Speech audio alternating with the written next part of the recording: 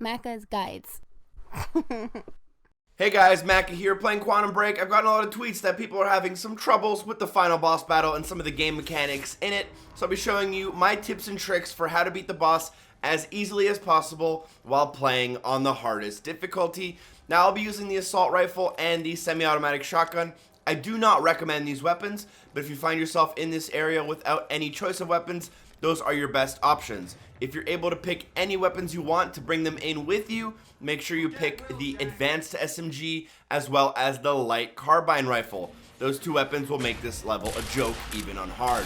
The first thing I'll mention before I get into some of the mechanics is as soon as you kill one of these enemies, switch your assault rifle for a tactical SMG.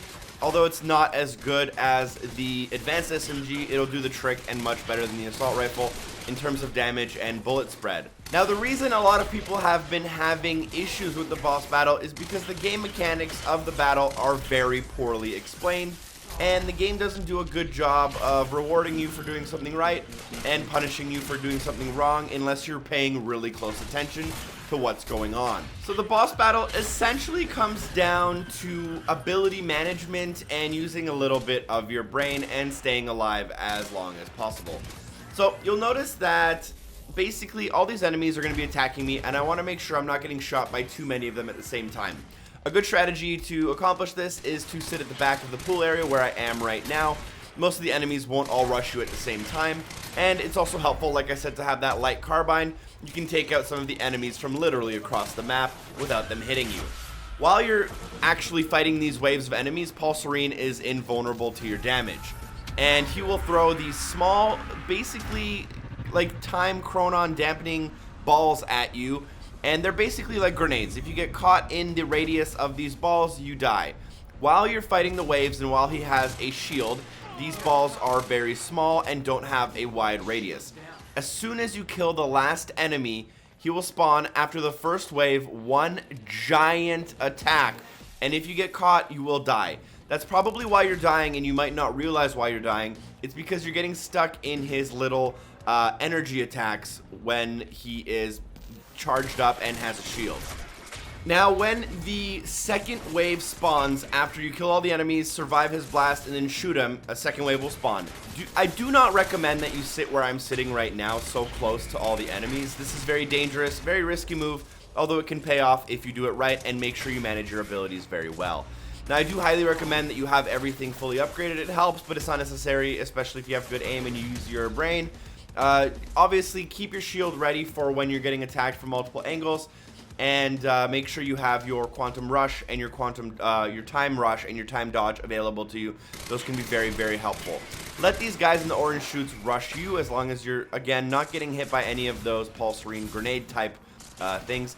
And more or less, the strategy is to just always be on the move, and always make sure you have a little bit of time rush available to you if you do have to escape out of an area very, very quickly. It is a very, very useful skill. Time stop is pretty ineffective against most enemies because they don't get affected by it in this pool area, so you'll want to keep that in mind. Another thing you want to be able to use, as you see on screen, is the melee attack while using time rush. The only thing you have to know is that if you get caught in one of those grenade radius things while you're using that, you will die, so watch out for that. Essentially, just keep always on the move, running back and forth, and stick near the back of the pool the entire time. The first wave, after the first wave, you'll see in the top left corner it says defeat the Monarch troops. After you kill the last troop, it'll say defeat Serene. So after the first wave, like I said, there's one gigantic bomb that covers literally like 60% of the pool. After the second wave, you have 3 bombs, and basically you just have to dodge back and forth, and during that final wave, after killing the last wave and having to survive Paul Serene's giant waves, you have to basically just keep using Quantum Rush to run back and forth and make sure you're dodging them as much as possible. After you dodge them, he'll hit himself and drain his own power, taking down his own shield, and then you literally just shoot him. You don't have to shoot him multiple times. You're not trying to damage him. He doesn't have a life bar. Essentially, it's just a survival game. You hit him after the first wave to trigger the next wave, and after the second wave, you hit him to trigger the cutscene. There's not like a damage amount you have to do or anything, and as you see, So this is the first bomb. Usually he drops his shields, or I thought he did, but instead he started his second large bomb. So I ran back to the back of the pool. I always highly recommend finishing the wave behind the pool so that the first wave of this large ball spawns at the back. That way you can sprint to the front of the pool and shoot him as soon as his shields come down and not have to get stuck in a corner somewhere inconvenient. Make sure you don't get stuck in a corner. That's going to be your downfall if you do have one. Thank you guys so much for watching. Special shout out to Hair & Giggles as well as everyone on Patreon for supporting the show. If you used your timeline from the beginning of the game to replay the game on hard and beat the final boss on hard, you will unlock the Time Lord achievement. Thank you guys so much for watching, and hopefully I see you next time. Peace.